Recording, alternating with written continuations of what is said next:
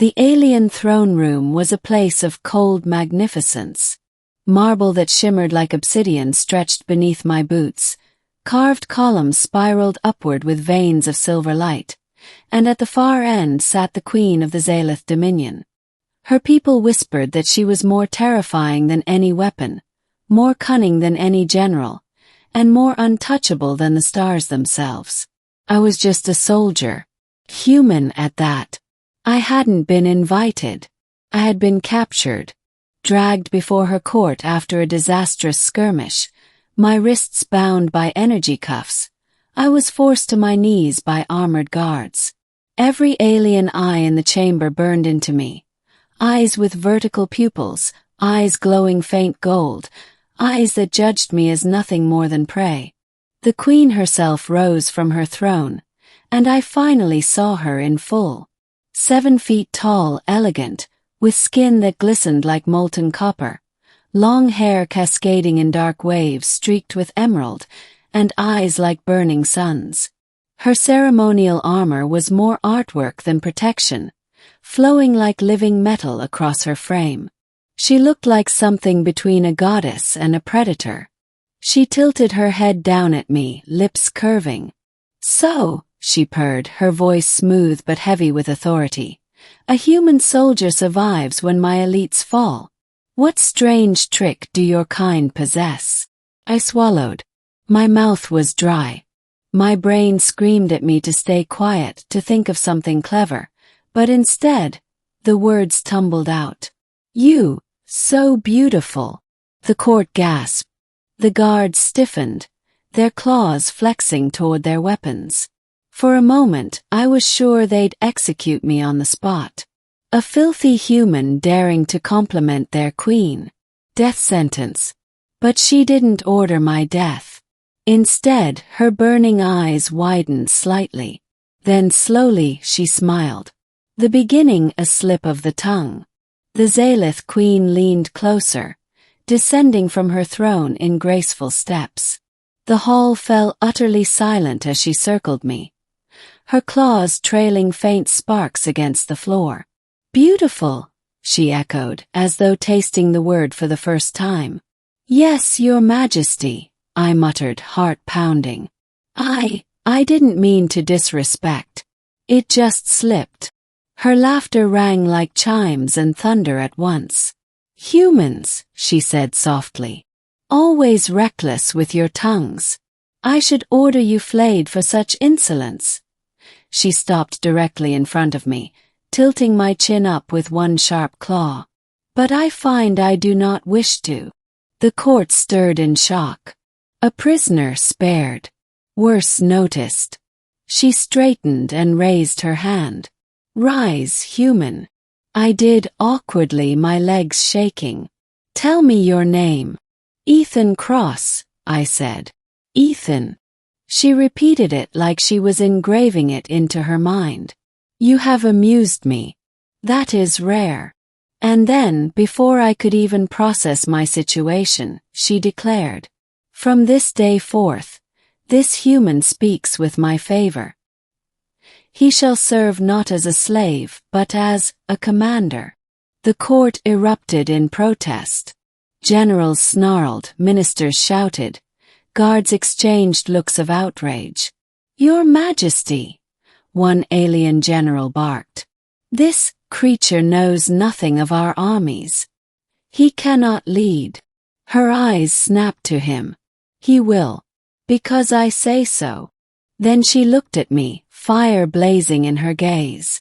"You called me beautiful, human. Now prove those words have worth.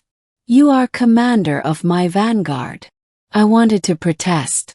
I wanted to explain that I didn't know their strategies, that I was barely surviving this war myself. But I saw her eyes, challenging, daring me to refuse. So I said the only thing that made sense in the madness. "Yes, my queen." The middle, forged in war. My new role wasn't just for show. The very next week, I was standing in front of 1,000 alien warriors, their faces twisted with disdain, waiting for orders from the pretty pet of their queen. It was a nightmare. They spoke a language I barely understood. Their weapons were strange living metal rifles. Their tactics built on fluid formations that humans had never encountered. Every officer wanted me to fail. Some even tried to sabotage me. But humans have something the Zalith lacked: adaptability. I spent sleepless nights studying their manuals, memorizing their strategies, comparing them with Earth's. I tested maneuvers in simulation chambers. And more than anything, I listened. Not to the generals who hated me, but to the common soldiers. I asked them questions no officer had ever bothered to. What terrain they preferred, what weapons failed them, what victories they remembered.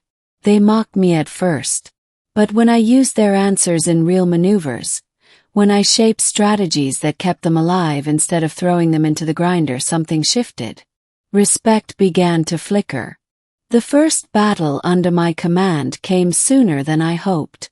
A rival dominion had pushed into their border, bringing war beasts that towered like mobile fortresses. The other commanders wanted a full frontal assault, the traditional Zalith way. Glorious and bloody. I knew it would be a massacre. Instead, I ordered misdirection. I had squads feign retreat, luring the beasts into canyons. Hidden charges, improvised with stolen human tech, collapsed the cliffs, crushing the monsters in a single thunderous strike. We won with minimal losses. For the first time, alien soldiers cheered my name. That night, the Queen summoned me. She didn't sit on her throne this time. She stood by the balcony, looking out over her city, towers of silver and fire, skies filled with drifting warships. "You did not fail," she said softly as I entered. "In fact, you did what no one expected. Even me. Bowed. I only did what I could." Her gaze lingered on me. "Do you know why I chose you?" I hesitated. "Because I was foolish enough to call you beautiful." She smiled faintly. "Partly. But also because you are human. Your kind has a way of seeing paths others overlook. You look at war not as tradition but as survival. That is what I need." I dared to meet her eyes.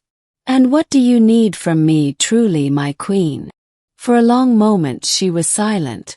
Then she whispered, almost too softly to hear, "Loyalty." And I gave it. Not because I had to, but because, in that moment, I wanted to. The turning point: betrayal. Not everyone welcomed my rise.